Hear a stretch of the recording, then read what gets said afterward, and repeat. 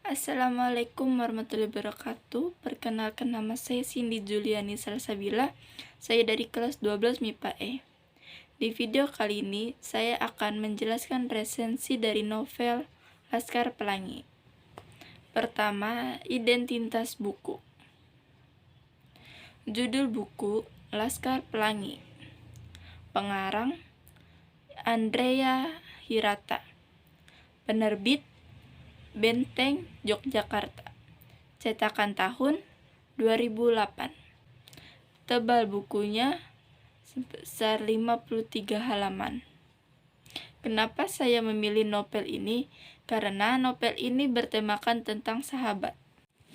Kelebihan dari buku ini yaitu kelebihan sang penulis dalam merangkai suatu kesedihan menjadi humor yang layaknya untuk dijadikan bahan tawa. Terungkap cukup apik di novel Laskar Pelangi ini. Hal itu terlihat saat dialog yang terjadi di antara para anggota Laskar Pelangi dan masyarakat Belitung. Selain itu, di dalam novel Laskar Pelangi ini juga banyak memuat pesan-pesan positif. Di antaranya ketekunan, ketabahan, sikap pantang menyerah, keberanian untuk bermimpi dan memperjuangkan mimpi itu, serta lainnya. Dalam novel ini juga terdapat pentingnya untuk menekuni pendidikan sekolah dan mempunyai moral agama yang kuat. Novel ini menjadi bahan bacaan wajib bagi kaum muda yang kerap kali bersenang-senang akan kemudahan ekonomi dan tidak mengenal susah payahnya merintis kehidupan dari nol untuk menggapai masa depan yang gemilang. Tidak hanya kaum muda, novel Laskar Pelangi ini juga sangat bagus untuk dibaca tenaga pendidikan. Untuk pemerintah yang lalai akan pentingnya ramah pendidikan, hasil dari kelalaian itu seperti tidak jarang pula bangsa ini mendapat berbagai macam ejekan atau sindiran dari bangsa lain, sebab bangsa ini mempunyai sumber daya manusia yang kualitas yang kurang kompeten gitu sih. Kemudian poin yang tak kalah pentingnya adalah novel ini mengusung masalah sosial dan ekonomi, yang mana hal itu sangatlah relevan dan kehidupan, baik di masa sekarang maupun masa lampau atau juga masa akan datang. Hal tersebut diantaranya terkait kemiskinan, pendidikan, kesenjangan sosial, masyarakat, dan sebagainya. Bahkan permasalahan isu tersebut bukan hanya relevan di Indonesia, melainkan di negara-negara lainnya pula. Kelemahan dari novel ini yaitu berada pada penggunaan berbagai istilah yang jarang dijumpai oleh pembaca, sehingga mereka susah untuk mengerti dan memahami atas apa yang disampaikan oleh penulis.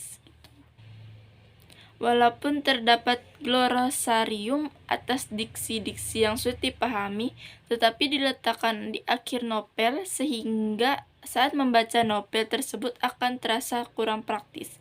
Selain itu, kelemahan lainnya terletak pada ending cerita yang membingungkan dan cenderung menggantung. Pertama, akhir cerita membingungkan karena tokoh Aku yang semulanya ikhlas secara tiba-tiba berubah menjadi orang lain. Kedua, ceritanya cenderung menggantung karena memunculkan rasa penasaran dan ketidakpuasan di akhir cerita. Akan tetapi, tampaknya hal itu sengaja dilakukan oleh penulis, sebagai cerita Laskar Pelangi ini dilanjutkan pada sequel berikutnya. Amanat berdasarkan kisah dari novel Laskar Pelangi ini tentu banyak pelajaran yang dapat kita ambil dan diterapkan di kehidupan kita sehari-hari. Di antaranya kita harus bersyukur untuk pemberian Tuhan, menghargai pentingnya hidup ini, tidak mudah menyerah dan berusaha sehingga mungkin apabila menginginkan suatu saat nanti.